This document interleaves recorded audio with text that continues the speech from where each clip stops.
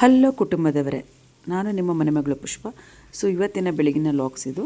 So ನಾನು ಬೆಳಗ್ಗೆ ಎದ್ದ ತಕ್ಷಣ ಒಂದು ಶಾವಿಗೆ ಬಾತ್ ಮಾಡೋಣ ಅಂದ್ಕೊಂಡು ಶಾವಿಗೆನ ಬಂದು ನೀರಲ್ಲಿ ಹಾಕಿ ಅದನ್ನು ಬಸ್ತು ಇಟ್ಕೊತೀನಿ. ನಾನು ಅದನ್ನು ರೆಡಿ ಮಾಡ್ಕೊಂಡು ಮತ್ತು ಅಮ್ಮ ಮೊನ್ನೆ ಬಂದಾಗ ಊರಿಂದ ಮಾವಿನಕಾಯಿ ತೊಗೊಂಬಂದಿದ್ರು. ಎಲ್ಲ ಹಚ್ಚಿ ಉಪ್ಪು ಹಾಕ್ಬಿಟ್ಟು ಹೋಗಿದ್ರು. ಸೊ ಇವತ್ತು ಉಪ್ಪಿನಕಾಯಿ ಕೂಡ ಮಾಡೋಣ ಅಂದ್ಕೊಂಡು ಹಾಗೆ ಮೆಂತ್ಯ ಮತ್ತು ಸಾಸಿವೆ ಕೂಡ ನಾನು ಪಕ್ಕದಲ್ಲಿ ಹುರ್ಕೊತಾ ಇದ್ದೀನಿ. ಹಾಗೆ ಶಾವಿಗೆ ಬಾತ್ಗೂ ಕೂಡ ತರಕಾರಿ, ಈರುಳ್ಳಿ ಎಲ್ಲ ಹಾಕಿ ಅದನ್ನು ರೋಸ್ಟ್ ಮಾಡೋದಕ್ಕೆ ಇಟ್ಕೊಂಡಿದ್ದೀನಿ. ನೋಡಿ, ಶಾವಿಗೆನ ಬಂದು ನಾನು ಫಸ್ಟು ಅನಿಲ್ ಶಾವಿಗೆ ತೊಗೊತೀನಿ, ಅದನ್ನು ನೀರಲ್ಲಿ ಹಾಕಿ ಬಸ್ತು ಇಟ್ಕೊತೀನಿ ನಾನು. ಹಾಗೆ ಬಂದು ಉಪ್ಪಿನಕಾಯಿಗೆ ಅಂದ್ಕೊಂಡಿಲ್ಲಿ ಮೆಣಸಿನ್ಕಾಯಿ ಮತ್ತು ಸಾಸಿವೆ, ಮೆಂತ್ಯ ಮತ್ತು ಸ್ವಲ್ಪ ಬೆಳ್ಳುಳ್ಳಿ ಇಷ್ಟನ್ನು ಬಂದು ರುಬ್ಬಿ ಇಟ್ಕೊಂಡಿದ್ದೀನಿ. ಯಾಕೆಂದರೆ ನಾವು ರುಬ್ಬಿ ಹಾಕಿ ಮಾಡಿದಾಗ ಮಾವಿನಕಾಯಿ ಒಂದು ವರ್ಷ ಆದರೂ ಏನಾಗಲ್ಲ. ಈ ಮಾವಿನಕಾಯಿನ ನಾನು ಒಂದು ವರ್ಷದವರೆಗೂ ಇಟ್ಕೊತೀನಿ. ಯಾಕೆಂದರೆ ಒಂದು ವರ್ಷದವರೆಗೂ ಕೆಡೋದಿಲ್ಲ, ಹಾಳು ಆಗೋದಿಲ್ಲ, ಅಷ್ಟು ಚೆನ್ನಾಗಿರುತ್ತೆ ಉಪ್ಪಿನಕಾಯಿ. ನಾನು ಯಾವುದೇ ಒಂದು ಉಪ್ಪಿನಕಾಯಿ ಮಾಡಿಕೊಂಡು ಒಂದು ವರ್ಷ ಯೂಸ್ ಮಾಡ್ತೀನಿ. ಒಂದ್ಸಲ ನಾನು ಮಾಡಿಟ್ಕೊಂಡ್ರೆ ಅದು ತುಂಬ ದಿನ ಬರುತ್ತೆ ಮತ್ತು ಕೆಡೋದು ಇಲ್ಲ. ಸೊ ಇದಕ್ಕೆ ನಾನು ಹಿಂಗು ಕೂಡ ಸ್ವಲ್ಪ ಯೂಸ್ ಮಾಡ್ತೀನಿ. ನೋಡಿ, ಇವಾಗ ಇಲ್ಲಿ ರುಬ್ಬಿಟ್ಕೊಂಡಾಗ ಏನು ಅಂದರೆ ಒಂದು ವರ್ಷ ಇಟ್ಕೋಬೋದು.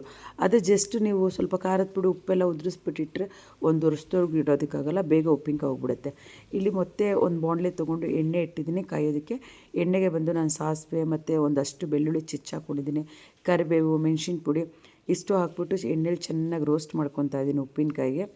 ಮಾಡ್ಕೊಂಡ್ಮೇಲೆ ನೋಡಿ, ಇವಾಗ ನಾನು ರುಬ್ಬಿಟ್ಕೊಂಡಿರೋವಂಥ ಏನೊಂದು ಮೆಣಸಿನ್ಕಾಯಿ ಮತ್ತು ಮೆಂತ್ಯ, ಸಾಸಿವೆ ಪೇಸ್ಟ್ ಏನಿದೆ ಆ ಪೇಸ್ಟ್ನ ಕೂಡ ನಾನು ಆ ಬಾಣಲಿಲಿ ಹಾಕ್ತಾಯಿದ್ದೀನಿ. ಹಾಕಿ ಕೂಡ ಅದು ಸ್ವಲ್ಪ ಲೈಟಾಗೆ ನಾನು ಎಣ್ಣೆಲೆ ಫ್ರೈ ಮಾಡ್ಕೊತಾ ಇದ್ದೀನಿ. ಸ್ಟವ್ ಕೂಡ ಆಫ್ ಮಾಡಿಬಿಟ್ಟಿದ್ದೀನಿ. ಆಫ್ ಮಾಡಿಬಿಟ್ಟು ಇವಾಗ ನೆನೆಸಿಟ್ಟಿರೋ ಉಪ್ಪಿನಕಾಯಿ ಅಮ್ಮ ಏನು ಇಟ್ಟಿದ್ರು ಅದನ್ನೆಲ್ಲ ಎತ್ತಿ ಹಾಕಿ ಅದಕ್ಕೆ ಚೆನ್ನಾಗಿ ಮಿಕ್ಸ್ ಮಾಡ್ಕೊತಾ ಇದ್ದೀನಿ. ನೋಡ್ಬೋದು ನೀವು, ನಿಜವಾಗ್ಲೂ ಎಷ್ಟು ಕಲರ್ಫುಲ್ಲಾಗಿ ಬಂದಿತ್ತು ಅಂದ್ರೆ ಮಾವಿನಕಾಯಿ ಉಪ್ಪಿನಕಾಯಿ ತುಂಬಾ ಚೆನ್ನಾಗಿ ಬಂದಿತ್ತು. ಇದ್ರ ಜೊತೆಗೆ ನೋಡಿ, ಇವಾಗ ತಿರ್ಗಾ ಮತ್ತೆ ನಾನು ಇನ್ನೂ ಎಣ್ಣೆ ಕಾಯೋದಕ್ಕೆ ಇಟ್ಟಿದ್ದೀನಿ. ಎಣ್ಣೆ ನೋಡಿ, ಇಷ್ಟು ಒಂದು 1/4 kg ಅಷ್ಟು ಎಣ್ಣೆನ ಚೆನ್ನಾಗಿ ಕಾಯಿಸ್ಬಿಟ್ಟು ಮತ್ತೆ ಅದಕ್ಕೆ ಸ್ವಲ್ಪ ಮೆಣಸಿನ ಪುಡಿ ಹಾಕಿ ನೋಡಿ, ಆ ಎಣ್ಣೆನ ಮೇಲೆ ಬಿಸಿ ಬಿಸಿಯಾಗಿ ಹಾಕ್ತಾಯಿದ್ದೀನಿ.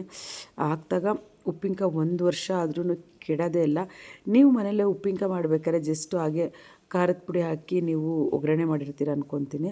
ಆದರೆ ಈಗ ನಾನು ತೋರಿಸಿರೋ ಥರ ನೀವು ಉಪ್ಪಿನಕಾಯಿ ಮಾಡಿಡಿ, ಒಂದು ವರ್ಷ ಆದರೂ ಹಾಳಾಗೋಗಲ್ಲ, ತುಂಬಾ ಚೆನ್ನಾಗಿರುತ್ತೆ.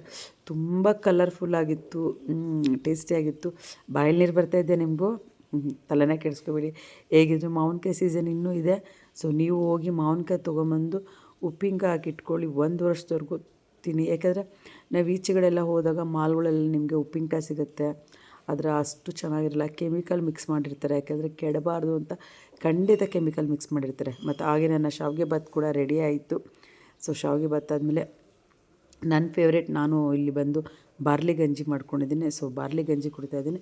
ಸೊ ಇದು ಕುಡಿದು ಇವತ್ತು ನಾನು ಪಾರ್ಲರ್ಗೆ ಹೊರಡ್ತಾಯಿದ್ದೀನಿ. ಸೊ ಇವತ್ತಿನ ಲಾಗ್ಸ್ ಈಗಿತ್ತು. ನನ್ನ ಪ್ರತಿನಿತ್ಯದ ಚಟುವಟಿಕೆ ಹೀಗಿರುತ್ತೆ.